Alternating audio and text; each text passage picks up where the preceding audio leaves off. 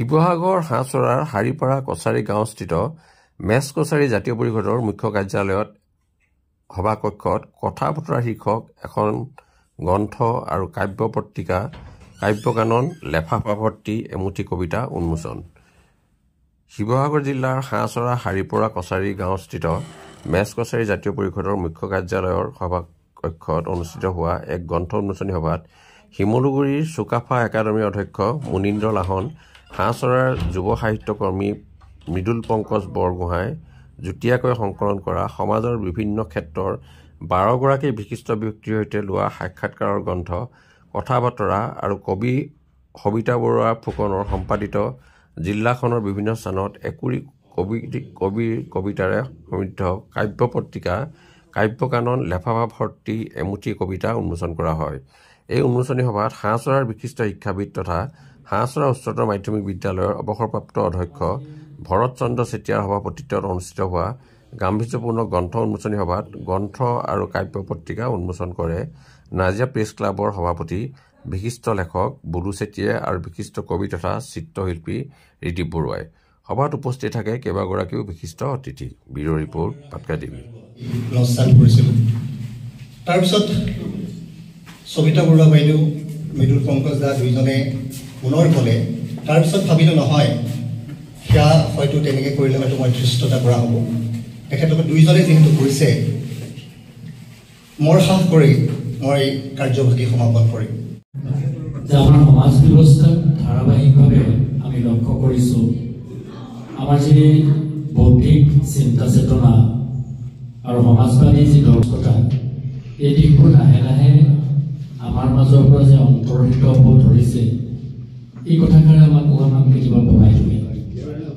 আৰু এনে এটা প্ৰেক্ষাপটত দুয়োগৰাকী সমাজসংগঠক লেখকে কথা বতৰা শীৰ্ষক যিখন গ্ৰন্থ তেখেতসকলে প্ৰণয়ন কৰি উলিয়াইছে, এই গ্ৰন্থখনে অনাগত দিনত এইখনেই এটা বাৰ্তা কৰি আনিব যে বিশিষ্ট 12গৰাকী মানুহৰ ভিন্ন ধৰণী যি দৰ্শন, সমাজৰ ক্ষেত্ৰত তেখেতসকলৰ অৱদান, তেখেতসকলৰ সৃষ্টিশীল যিবোৰ চেতনা আৰু সৰ্বোপৰি সমাজখনক ধৰি ৰাখিব পৰা যিমানবোৰ দিশ, এই দিশবোৰ তাত প্ৰকাশ পাইছে।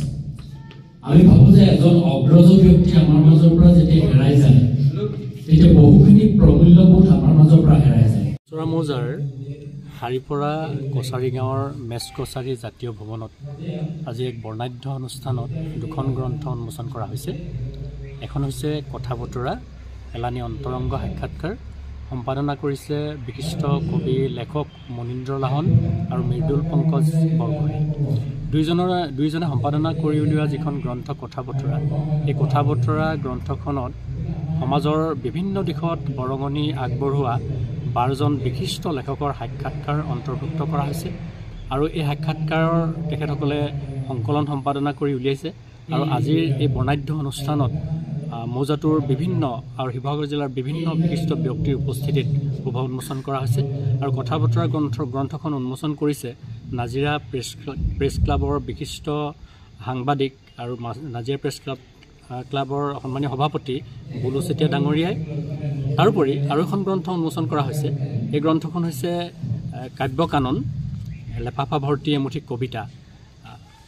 কাব্যকানন লেফাফা ভৰ্তি এমুঠি কবিতা এখন কাব্য আলোচনী আৰু এই কাব্য আলোচনীখনৰ 3য় সংখ্যাটো সম্পাদনা কৰিছে সবিতা ফুকন বৰুৱাই আৰু তেখেতে সম্পাদনা কৰি উলিওৱা এই কাব্যকানন লেফাফা ভৰ্তি এমুঠি কবিতা শীৰ্ষক এই কাব্য পুথিখন কাব্য আলোচনীখন আজি শুভ উন্মোচন কৰিছে আমাৰ অঞ্চলৰ বিশিষ্ট চিত্ৰশিল্পী ৰিদীপ বৰুৱা ডাঙৰীয়াই।